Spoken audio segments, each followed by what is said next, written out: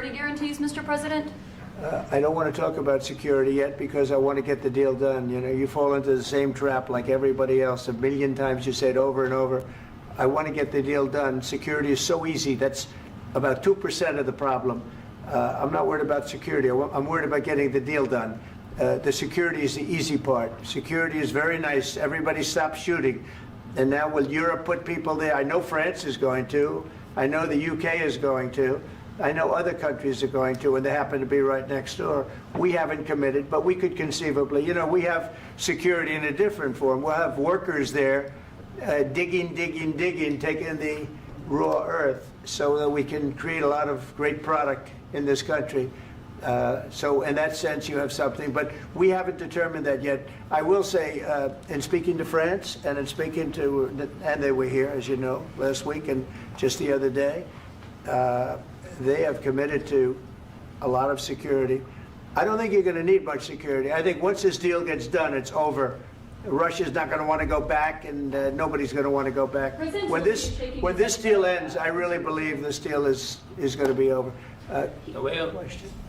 Please go ahead. Go ahead. Thank you, sir. Mr. President, thank you. You had Mr. Macron and Keir Starmer at the White House this past week, both of whom praised your courage and conviction to lead the pathway towards peace. Yes. Part of that involved, though, re-engaging Russia in diplomatic relations, something that previous leaders lacked the conviction to do so. What gave you the moral courage and conviction to step forward and lead that? Well, I love this guy. Who are you with? One American News, sir. Well, that's why I like him. One American News does a great job. I like the question. I think it's a very good question. It's a pathway to peace.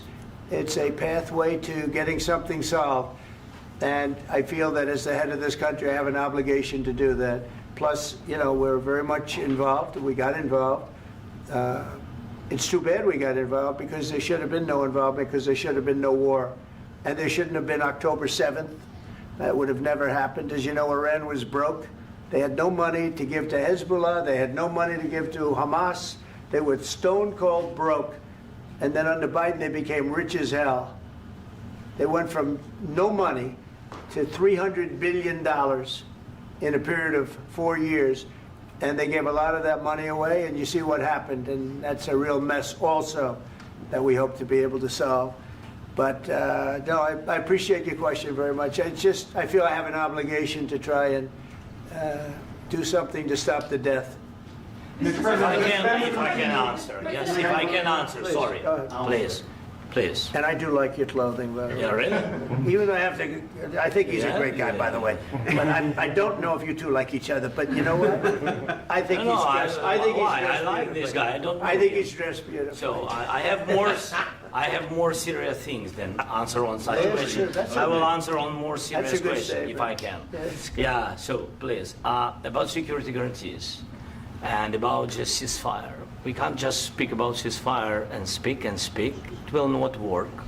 Just ceasefire will never work, because I'm like a president. I have this experience, and not only me. Ukraine before my presidency, from the 2014, Putin broken 25 times. 25 times he broken his own signature. 25 times he broken ceasefire. But he never broke to me. He never broke to me. No, you were the president. He You never were the broke- president he during. never broke to me. In 2016, you've been the president, Mr. President. You've been the president, but he had, of course, not with you, but he had during those periods. He had conversations with our side, and we had Normandy format. You know, the France, Germany, Ukraine, and Russia, and he broken 25 times. That's why we will never accept just ceasefire. It will not work without security guarantees.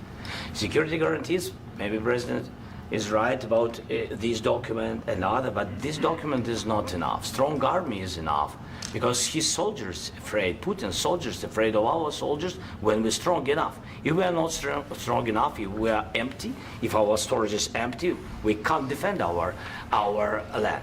Today, you know, he knows that we have all the world knows that we have meeting. Yes, why he's using ballistic? Putin today using ballistic on our hospitals, schools, and etc. Ballistic. So he knows that we are here, and that President Trump is really have goodwill to stop this war. And you hear now the president. So why he's using? So he doesn't want to stop. He doesn't want. But I hope that we will do it. Really, we'll do it. Security. When we speak about security guarantees, when the Europeans are ready for contingents, they need USA backstop. If there will not be United States, we will not never have any contingents, strong contingents from the Europeans, because they don't want to divide alliance, connection between the United States and the main and strongest ally and Europeans. And this is crucial, this is important. That's what we want to speak about very much. This is very important. And air defense. So air defense, really, we have big deficit with all these systems, and we need to provide this. We need it very much. Otherwise, Putin will never stop, and will go further and further. He doesn't want. He hates us. You know, it's not about me. He hates Ukrainians. He thinks that we are not a nation. He thinks, and he shared these thoughts. I think maybe with your team also. I don't know, but with all the Europeans, in media, officially and not, he always said that there is no such country, such nation, such language, and such life like Ukrainian. No, he really doesn't respect all the Ukrainians, and he wants to destroy us. And you are right, Mr. President, that's 2%. This document, maybe other documents, it's a very good start, very good, but it will not enough to stop this person. Should Russia pay to rebuild Ukraine? Mr. President, under these Should Russia pay to rebuild Ukraine? They have to pay. This question you This didn't is the like rule. because This is the rule of because the war. I'm This is sorry. the rule of the war. During all the centuries, all the history, this is the rule of the war. Who began, those pay. Do you agree This with is the that? rule. Putin began this war. He has to pay all money for innovation. He has to pay. Of course, some Russian assets, what we have in Europe, about 300 billions, we can use them. We can use for innovation and buy military support from the United States also. We can do it, but it's not enough. It's not enough. President, under these circumstances, do you envision a trilateral summit with Because I wanted Putin to and know. President Zelenskyy? Wait 1 second. I asked this question that you didn't like because I wanted to know if you want to position yourself in the middle between Russia and Yes. Ukraine or on the Ukraine side. No, I'm in the middle. I want to solve this thing. I'm for both. I want to get it solved.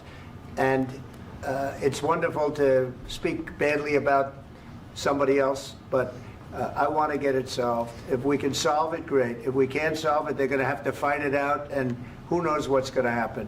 But I want to see it get solved. May I follow up? One more question about U.S. troops in Europe. After Russian invasion of Ukraine, your predecessor sent additional troops to Eastern Europe, including Poland, my country. Yeah. Are you committed to keeping these troops on the eastern flank of NATO in the future? I'm very committed to Poland. I think Poland has really stepped up and done a great job for NATO. They, as you know, they paid more than they had to. They are one of the finest groups of people I've ever known. I'm very committed to Poland. What about Baltics? Poland's in a tough neighborhood, you know. What about the Baltics? The Baltics, they got a lot of, it's a tough neighborhood too, but we're committed. We're going to be very committed, and we're committed to NATO. But NATO has to step up, and the Europeans have to step up more than they have. And I want to see them equalize, because they are in for far less than we're in, and they should be at least equal. You understand that? Why is the United States, we have an ocean in between, why is the United States in for so much more money and other things as Europe? With that being said, and as you said, they've also been obviously very helpful, but we have put in far more than they have, and I think they should equalize. Mr. President, Yeah, please, go Can I ahead. ask you about the agreement again today? What changed between the first time that Secretary Bessent gave President Zelenskyy the agreement and today for the signing? We made a deal. So What was the I'm difference? just- Was there a deciding factor? I'm a business person. We made a deal. That's what changed.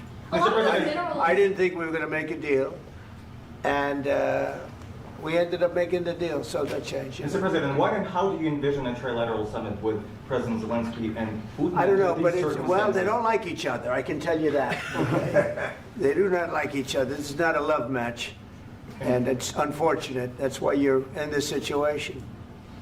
The United States should not have allowed this to happen. Okay? The United States run by a man that didn't know much. I'm going to be very nice. Run by an incompetent person, very incompetent person, should never have allowed this to happen. I've stopped wars. I've stopped many wars. My people will tell you, I stopped wars that nobody ever heard about. I stopped wars before they ever started. You can look at some of, I could give you a lot of nations that would tell you right now they were probably going to war. I could tell you right now there's a nation thinking about going to war on something that nobody in this room has ever even heard about. Two smaller nations, but big, still big. And I think I've stopped it. But this should have never happened. Mr. President? Sorry, just a second.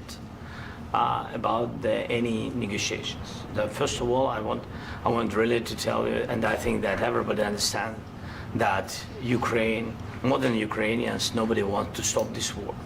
But at the future, any negotiations, it's understandable that two sides of the war, not Russia and the United States, because this is not the war between Russia and the United States. This is war of Russia against Ukraine and Ukrainian people. So these two sides will be at the anyway will be at the negotiation table. Then of course United States, like the strongest partner of the Ukraine, and of course Europe. I think Europe is very important. I want to speak about it with the president. Yes, Europe is very important for us because we really defend Europe for today. All Europeans really recognize that we are defending the line, and they have real life, and our people are dying. That's why they helped us. And also, it's about the NATO. Yes, between, like the president said, you have big, nice ocean. Yes, between us. But if we will not stay, Russia will go further to Baltics and to Poland, by the way. But first to the Baltics. It's understandable for them because they've been in the USSR. You know, they've been one of the republics of the USSR, and Putin wants to bring them back to his empire. It's a fact. And when he will go there, if we will not stay, you will fight. Your American soldiers. It doesn't matter. Do you have ocean or not? Your soldiers will fight. Mr. President, would you be willing